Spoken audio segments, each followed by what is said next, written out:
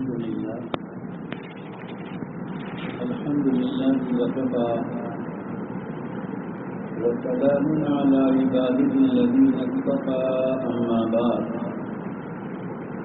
أعوذ بالله من الشيطان الرجيم بسم الله الرحمن الرحيم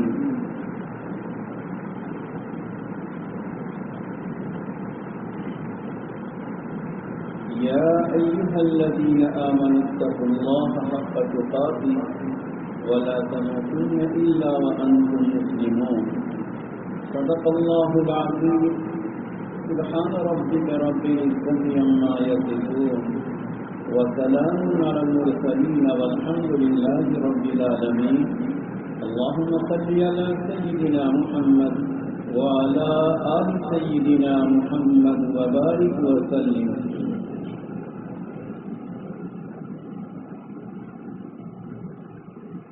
انسان کی زندگی برف کے سل کی طرح ہے. جس طرح برف کی سل پگھلتی رہتی ہے، برف کی سل میں کوئی ٹھہراؤ، کوئی قرار نہیں ہوتا،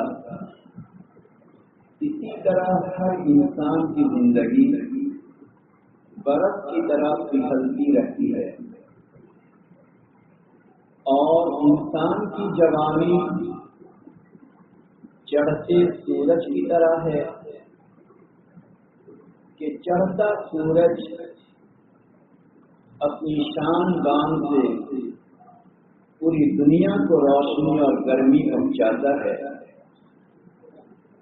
اور جب سورج کی جوانی بڑھتی ہے اس کی گرمی، اس کا ٹمپریچر بہت تیز ہوتا ہے، تو ہر انسان اس کی بڑھتی ہوئی دھوپ سے سائے کی طرف جاتا ہے. مگر اس کے باوجود چڑھتا ہوا سورج کی جوانی ہمیشہ تو نہیں ہوتی. اسی طرح انسان کی جوانی اور چڑھتی جوانی ہمیشہ یکساں برابر نہیں رہتی. تو زندگی برف کے سل کی طرح، جوانی چڑھتے سورج کی طرح، اور ہمارے رات و دن پانی کے بلبلے کی طرح. جس طرح پانی کا بلبلہ تھوڑی دیر کے لیے تالاب اور پانی کے جھیل پر ایک خوشنما نظر آتا ہے، مگر لمحوں میں وہ بلبلہ ختم ہو جاتا ہے، پھر وہی بلبلہ واپس نہیں آتا. اسی طرح ہماری اور آپ کی زندگی رات و دن بلبلے کی طرح ہے جو گزر جانے کے بعد پھر دوبارہ واپس نہیں آتا. اسی بنا پر دنیا کے ایک بہت بڑے حکیم نے کہا ہے کہ ہر چیز کی قضا ہے، ہر چیز کا بدل، اس کا الٹرنیٹ ہے، مگر زندگی کا جو حصہ ہمارا گزر گیا، جو رات و دن اور عمر گزر گئی، اس کا کوئی الٹرنیٹ نہیں ہے. گویا انسان کی زندگی کا ہر لمحہ گزر گیا، اب وہ واپس نہیں آ سکتا. تو اللہ رب العزت نے جو مختصر سی زندگی دی ہے، اس مختصر سی زندگی میں اللہ رب العزت ایمان والوں کو دنیا میں یو ٹرن کا موقع دیتا ہے، واپس آنے کا موقع دیتا ہے. انیبوا الی اللہ، اللہ کی طرف آؤ. تم جا رہے ہو کسی اور روٹ پہ، جا رہے ہو کسی اور راستے اور کسی اور طریقے پر، مگر اللہ موقع موقع سے انسان کو یو ٹرن کا راستہ دکھلاتا ہے کہ میرے بندے میری طرف آ جا. یہ جو اللہ کی طرف سے انسان کو لوٹنے کا، یو ٹرن کا جو موقع دیا جاتا ہے، یہ ایک بہت بڑی اللہ کی طرف سے ایک مہلت ہوتی ہے. یہ ایک مہلت زندگی کہ تمہیں ہم مہلت دیتے ہیں، اور جب اللہ اپنے بندوں کو غفلت کے ماحول سے نکالنے کے لیے، اللہ اپنی طرف بلانے کے لیے جب چانس اور موقع دیتا ہے تو اللہ اس سے پہلے کچھ سیمپل دکھلاتا ہے، اللہ اس سے پہلے کچھ نمونے دکھلاتا ہے کہ میرا بندہ جب سیمپل اور نمونہ دیکھے گا تو اسے یہ بات سمجھ میں آئے گی کہ اللہ نے مجھے مہلت دی ہے، اللہ نے مجھے موقع دیا۔ یہ میری چھوٹی سی تمہید بیک گراؤنڈ ہے، جس کو سامنے رکھ کر اب ذرا غور کریں کہ 7-8 مہینے کا جو ماحول گزرا اور پھر ایک ماحول بن رہا ہے، اس گزرے ہوئے ماحول میں اور ابھی کے اس دور میں ہم اور آپ دیکھتے ہیں کہ پورے ملک یا ان ممالک جن ممالک میں ہمارے اقربا رشتے دار رہتے ہیں، ان ممالک کو لیں یا اپنے اس ملک کو لیں، یہاں کتنی ایسی موتیں ہوئی ہیں، کتنے ایسے چہرے کفن پہن کر چلے گئے ہیں، کتنی ایسی جوانی کندھوں پر سوار ہو کر قبر کے حوالے ہو چکی ہے کہ ہم اور آپ سوچتے ہیں تو دل ماننے کو تیار نہیں تو انسان دنیا سے جا چکا ہوگا۔ ایسے ایسے لوگ صالحین ہوں، بڑے بڑے علماء، علم کے ستون ہوں، تقویٰ طہارت کے پہاڑ ہوں، یا قومی خدمت کرنے والے بہترین انسان ہوں، یا ماں باپ کے اشارے پر چلنے والے اور ان کے قدموں میں کھڑے رہنے والے جوان ہوں، ایسے بہت سارے اچھے اچھے نیک لوگ دنیا سے کفن پہن کر اس طرح گئے کہ دل مانتا نہیں کہ وہ دنیا سے چلے گئے ہیں۔ یہ 7-8 مہینوں میں جوانوں کی موت، علماء کی موت، صالحین کی موت، اہل تقویٰ کی موت، دین کے راستے پر لگنے والے کی موت، ماں باپ بوڑھے، ماں باپ کمزور، ماں باپ کی خدمت کرنے والے جوانوں کی موت، یہ سب کے سب ہمارے اور آپ کے لیے اللہ کی طرف سے ایک سیمپل ہے، ایک نمونہ ہے کہ میرے بندے، ہم نے تجھے جوانی دی ہے، زندگی دی ہے، ہم نے تجھے صحت کے ساتھ رکھا، ہم نے تجھے بیمار ہونے نہ دیا، ہم نے تجھے وبا سے بچائے رکھا، جبکہ تم اپنی آنکھوں سے دوسروں کو دیکھتے ہو۔ یہ تمہارے لیے مہلت ہے، یہ تمہاری ایک چانس ہے، یہ تمہارے واسطے یو ٹرن کا بہترین موقع ہے۔ کل قیامت کے میدان میں تم یہ مت کہنا کہ اللہ مجھے موقع نہ ملا تھا، مجھے کوئی جگانے والا نہ تھا، مجھے کوئی آپ کی طرف بلانے والا نہ تھا۔ پروردگار کہے گا یہ ایسے بڑے بڑے لوگوں کی موتیں، علماء کی موتیں، صالحین کی موتیں، جوانوں کی موت، ماں باپ کے سامنے بیٹے کی موت، یہی تمہیں جگانے کے واسطے کافی تھا۔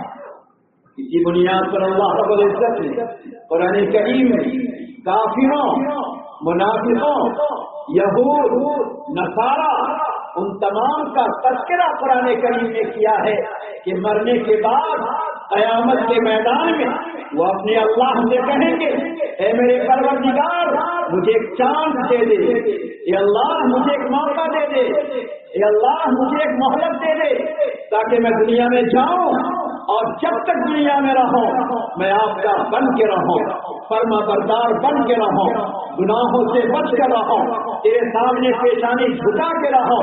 پروردگار کے سامنے وہ آنسو پانی کے آنسو نہیں بلکہ خون کے قطرے بہائیں گے اور کہیں گے رب ارجعون لعلی اعمل صالحا، اے پروردگار مجھے ایک مرتبہ لوٹنے کا موقع دے دے، مجھے زندگی کی مہلت دے دے، رب ارجعون اے اللہ مجھے لوٹا دے، لعلی اعمل صالحا تاکہ میں نیکی کا راستہ اپنا دوں۔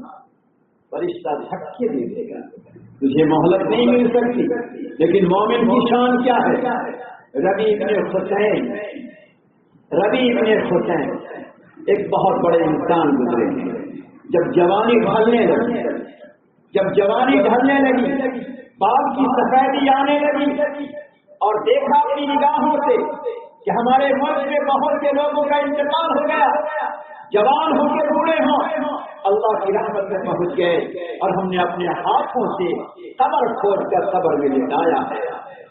تو ربیع بن حسین کہتے ہیں کہ میں بھی تو لٹایا جا سکتا تھا، مجھے بھی تو کفن پہنایا جا سکتا تھا، مگر مجھے میرے اللہ نے مہلت دی۔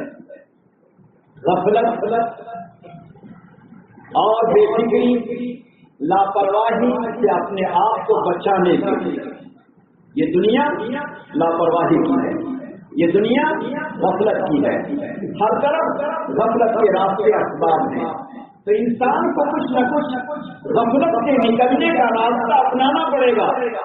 تو ربیع بن حسین جوان ہے، اللہ نے بڑا سا صحت دیا تھا، اس صحت کے کنارے گڑھا کھودا تھا، گڑھا کھود قبر کی طرح کھودا، اور جب نفس ٹال مٹول کرتا، جب نفس سستی کرتا، غفلت کرتا، تو وہی ربیع بن حسین اپنے اسی گڑھے میں جا کر لیٹ جاتے، اسی گڑھے میں جا کر لیٹ جاتے اور آسمان کی طرف نگاہ اٹھاتے اور اپنے آپ سے کہتے ہیں ربیع ایک دن آئے گا کہ تجھے تمہارے دوست، تمہارے احباب، تمہارے فرینڈ سرکل تجھے یہاں پہ لٹائیں گے، یاد رکھو ابھی تو اپنے اختیار سے یہاں پہ لیٹا ہے، لہٰذا یاد رکھو جس جگہ پہ تجھے لیٹنا ہے اس سے پہلے ذرا کچھ نیکی کا کام کر لو۔ وہ اپنے آپ کو لٹاتے اور پھر پڑھتے کہ قیامت کے میدان میں تجھے پڑھنا نہ پڑے رب ارجعون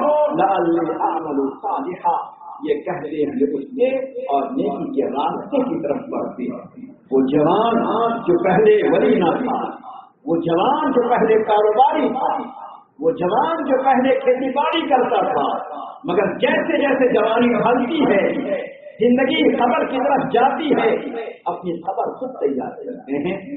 یہ تو جوان کی بات میں نے سنائی، ہارون رشید کو اللہ رب العزت نے کیا عطا کیا تھا، مگر جب خیال آیا کہ ہمارے ملک میں مرنے والوں کی تعداد اتنی زیادہ ہوتی جا رہی ہے اور بادشاہ ہے اس کے سامنے مرنے والوں کا فیگر آ رہا ہے، تو پھر اس کے بعد ایک بادشاہ اس نے اپنا کفن منگوایا۔ کیا کبھی ہم اپنے واسطے جب سفید کپڑے خریدتے ہیں تو کیا کبھی خیال آتا ہے کہ اسی طرح کا سفید کپڑا جو آج کفنی بن رہا ہے، اسی طرح کا سفید کپڑا میرے بدن کا کفن بن جائے گا؟ کبھی خیال تک نہیں آتا۔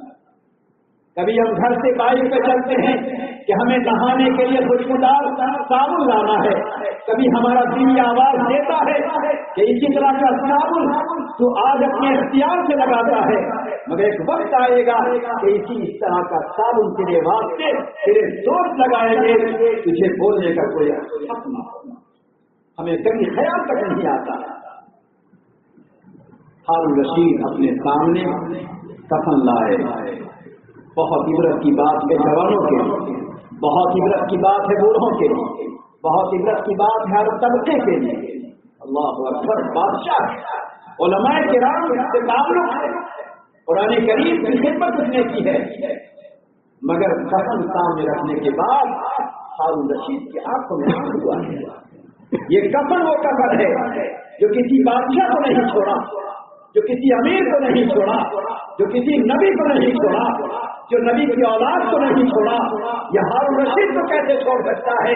اسی کفن کے کپڑے کو سامنے رکھ کر ایک دم کی آنکھوں سے آنسو بہ پڑے اور کہنے گیا ہارون اگر تجھ سے کوئی ایسا عمل ہو گیا کہ تیرا خدا اگر ناراض ہو گیا، تیری بادشاہت ایک طرف رہ جائے گی، تیری دولت ایک طرف رہ جائے گی، تیری جوانی ایک طرف رہ جائے گی، تیری اولاد ایک طرف رہ جائے گی، اگر تجھے سفید کفن پہن کر گیا اور تیرا خدا اگر ناراض ہو گیا تو تیرا دل سفید نہیں ہوگا، تیرا دل سیاہ ہو جائے گا، تیرا چہرہ سیاہ ہو جائے گا۔ یہ کہہ کر رونے لگے، اللہ اب تک تو نے ہمیں مہلت دی ہے، ہم نے جو چاہا وہ کر لیا، جیسی چاہی بادشاہت کر لی، اللہ جو چاہا بنا کے کھا لیا، اے اللہ جہاں چاہا وقت ہم نے گزار لیا، اللہ تو نے ہمیں مہلت دی ہے۔ یہ کہہ کر رو پڑے اور اپنے کفن کو ہاتھ میں لیا، کفن کے کپڑے ہاتھ پلٹتے رہے اور کہنے خلق عنی سلطانیہ ما اغنی عنی مالیا، مجھے میرے مال نے کام نہ دیا، مجھے میرے مال نے کام نہ دیا، خلق عنی سلطانیہ، میری ساری طاقت، میری ساری جوانی، میری ساری بادشاہت، میری ساری حکومت ختم ہو گئی، یہ کہہ کر دھاڑے مار مار کر رونے لگے۔ تاریخ کی گواہی ہے کہ جس کے پاس سب کچھ ہے زندگی میں ہی اس کے آنسو کا قطرہ اس کے کفن پہ گر گیا۔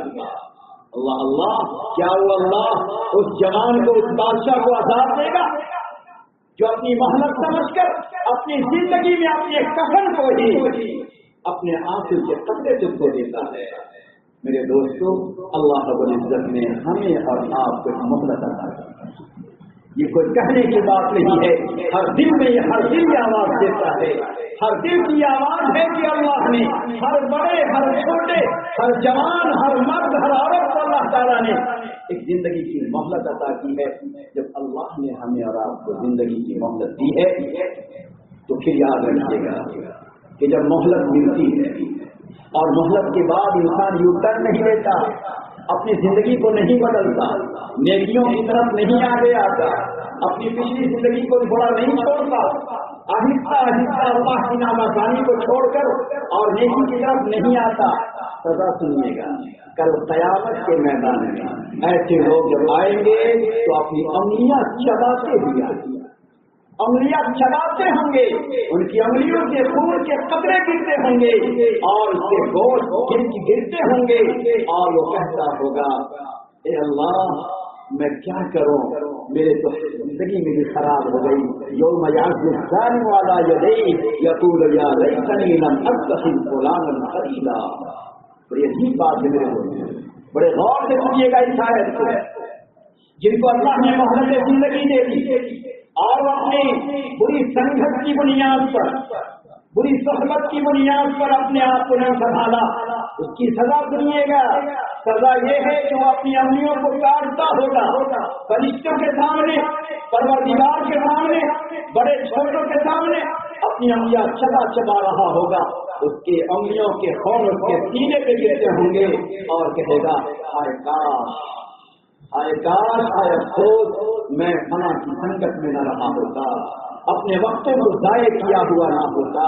اللہ اکبر، یہ کون کاٹے گا اپنی انگلیاں، یہ کون چبائے گا اپنی انگلیاں؟ یہ وہ ہوں گے کہ جنہوں نے مہلت پائی اور مہلت پانے کے بعد اپنے آپ کو بہتر سے بہتر نہیں بنایا۔ میرے دوستو، آج کا یہ زمانہ، آج کا یہ دور، جبکہ آپ دیکھتے ہیں سیاسی اعتبار سے، ملکی اعتبار سے کتنا پریشانی کا زمانہ ہے، اور وبائی اعتبار سے کتنا پریشانی کا زمانہ ہے۔ بیماریاں ختم ہوئی پھر پنپنے لگی، پھر بڑھنے لگی ہیں۔ اللہ رب العزت نے ہمیں آپ کو بچایا، پروردگار نے ہمیں آپ کو بچایا ہے۔ آپ پوچھو میرے جوانوں، ان جوانوں سے جن جوانوں کو یہ مرض لگا، ہر دن ہر رات ان کو اپنی موت نظر آتی ہے۔ بیوی قریب نہیں جاتی، میں اپنے شوہر کی وجہ سے کہیں میں مبتلا نہ ہو جاؤں اور میری موت نہ آ جائے۔ بیوی قریب نہیں ہوتی ہے، بوڑھا باپ اپنے جوان بیٹے کے قریب نہیں ہوتا، کہیں میرے بیٹے کا مرض مجھے نہ لگ جائے، اس سے پہلے کہیں میں نہ مر جاؤں۔ اللہ اکبر، جس باپ کا دل اپنے بیٹے کی شفقتوں سے بھرا ہوتا ہے، جس ماں کا دل ماں کی ممتا سے بھرا ہوتا ہے، وہ ایسے بیمار کے قریب نہیں جاتی۔ ہر ایک کو اپنی زندگی پسند ہے، اللہ نے ہمیں آپ کو بچایا ہے۔ یہ خدا کے گھر میں آپ کو دل سے ماننا پڑے گا، اپنے دل کو جھنجھوڑنا پڑے گا، غفلتوں سے نکلنا پڑے گا کہ پروردگار نے ہمیں آپ کو بچایا ہے۔ میرے دوستو، دل پر ہاتھ رکھ کے کہو، کیا اس بچانے پر ہم نے کبھی اللہ کا شکر ادا کرنے کے لیے 50 روپے کا صدقہ نکالا ہے؟ شاید نہ نکالا ہوگا۔ خدا کے گھر میں اپنے دل سے پوچھیے، کیا ایسی وبا یا موت سے اللہ نے بچایا تو کیا ہم نے آپ نے ایک سجدہ شکر ادا کیا؟ اللہ اکبر، نہیں، یقیناً اللہ نے ہمیں آپ کے یو ٹرن کا موقع دیا ہے. آؤ میرے بندے، انیبوا الی اللہ ففروا الی اللہ. اللہ کہتا ہے آؤ میرے گھر کی طرف، آؤ میری رحمتوں کی طرف، آؤ میری مغفرت کی طرف، آؤ میری رضا کی طرف، آؤ میری خوشنودی کی طرف، آؤ میری جنت کی طرف جو جنت میں نے تجھے بنائی ہوئی ہے. اللہ پکار رہا ہے ففروا الی اللہ، انیبوا الی اللہ فاستغفروا ربکم. اپنے رب سے استغفار کر لو، ہم تجھے نجات دنیا میں بھی دیں گے اور آخرت میں بھی دیں گے. اللہ رب العزت نے ہمیں اور آپ کو بہترین کا موقع عطا فرمایا ہے. عمر فاروق رضی اللہ تعالیٰ عنہ کا زمانہ ہے. عمر فاروق رضی اللہ تعالیٰ عنہ کے زمانے میں ایک تعاون پھیلا جس کو تعاون اموات کہتے ہیں. بہت سارے جوان، بہت ساری جوان بچیاں ایک ایک دن میں 5-5 ہزار جنازے ان کے سامنے نکلے تھے. ایک ایک دن میں 5-5 ہزار جنازے، 2-2 ہزار جنازے ان کے سامنے نکلے تھے. ایک جوان کو پتہ چلا جو مدینے سے تھوڑا باہر رہتا تھا. اللہ اللہ، اتنی ساری موتیں وہاں، اگر وہاں موتیں آ سکتی تو میری بھی تو آ سکتی ہے، میں بھی تو ختم ہو سکتا ہوں.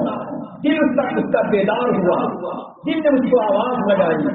اس نے اپنی زندگی کے دھارے کو بدل اور پڑھتا رہا. اللہ کہتے ہیں اے میرے بندی، اگر تم زندگی کو بدلو گے اور نیکی کے راہ پہ چلو گے، تقوی اختیار کرو گے، تو اللہ رب العزت فرماتے ہیں جو میرا بندہ تقوی اختیار کرے گا، نیکی کے راستے پر آئے گا، اس کو ہم دائیں بائیں 2 طرف سے جنت عطا کریں گے. وہ جوان وہاں کی موت کو سنتا ہے، زندگی یہاں بدلتا ہے. جب زندگی اس نے یہاں بدلی، اس کا جب انتقال ہو گیا، عمر فاروق کو پتا چلا کہ اچھا ایک جوان ایسا بھی تھا جو پہلے آزاد تھا. اور یہ سب سن کر اس کے حالات بدلے. عمر فاروق نے کہا میں اس کے جنازے میں شریک ہوں. اتنا بڑا انسان جنازے میں شریک ہوا. لوگوں نے کہا وہ بار بار اپنے اللہ کے سامنے کہتا تھا تو پروردگار کہتا ہے جو میرا بندہ مجھ سے ڈرے گا، نیکی کے راہ پر آئے گا، میں اس کی پچھلی زندگی کو معاف کر دوں گا اور جنت نصیب کروں گا. عمر فاروق جنازے میں شریک ہوئے، دفن کیا. جانے لگے کہا تم سب چلے جاؤ، میں اکیلا کھڑا رہوں گا. عمر فاروق وہاں کھڑے رہے. ایک غیب کی آواز آئی. میرے جوان دوستوں میں کہنا چاہتا ہوں اور اس بات کو امانت سمجھ کر آپ کے دل میں اتارنا چاہتا ہوں، غیب کی آواز آئی. کوئی کہنے والا وہاں پہ نہ تھا. وَلِمَنْ خَافَ مَقَامَ رَبِّهِ، جو انسان اپنے رب سے ڈرتا ہے اور پچھلی زندگی سے پیچھے ہو کر نیکی کے راہ پر آتا ہے. وَلِمَنْ خَافَ مَقَامَ رَبِّهِ، جو ڈرتا ہے وَلَهُ جَنَّتَانِ، اس کے واسطے 2 جنتیں ہیں. یہ غیب کی آواز آئی، پھر دھیمے سے ایک آواز آئی، اللہ نے مجھے معاف کر دیا ہے. چاہتے ہیں مغفرت، چاہتے ہیں اللہ کی رحمت، چاہتے ہیں اللہ کی بخشائش، چاہتے ہیں سکون زندگی، چاہتے ہیں اولاد کی آنکھوں کی ٹھنڈک اور چاہتے ہیں روزی کی برکت، تو اس ماحول سے اپنے آپ کو ذرا عبرت لیجیے، مہلت زندگی سمجھیے اور اپنے آپ کو نیکی کے راہ پر لائیے. اپنے اللہ کے سامنے دامن کو پھیلائیے. اور بڑی عمر والوں سے میں یہ کہوں گا جن کو اللہ نے بڑی عمر دے دی، ان سے کہوں گا لمبی رات ہے، جلدی سو جائیے اور تہجد کی نماز ضرور پڑھیے. جتنے کے بال سفید ہو گئے ہیں میں ان سب سے انشاءاللہ کہلانا چاہتا ہوں، پڑھیے تہجد کی نماز. آخری بات سناؤ، غوث پاک رحمۃ اللہ علیہ کی ولادت کا یہ مہینہ چلتا ہے. غوث پاک رحمۃ اللہ علیہ کا جب انتقال ہوا، کسی اللہ کے ولی نے خواب دیکھا. پروردگار کو کس کی کون سی ادا پسند آتی ہے، پروردگار کو کس کی زبان کا کون سا کلمہ پسند آتا ہے.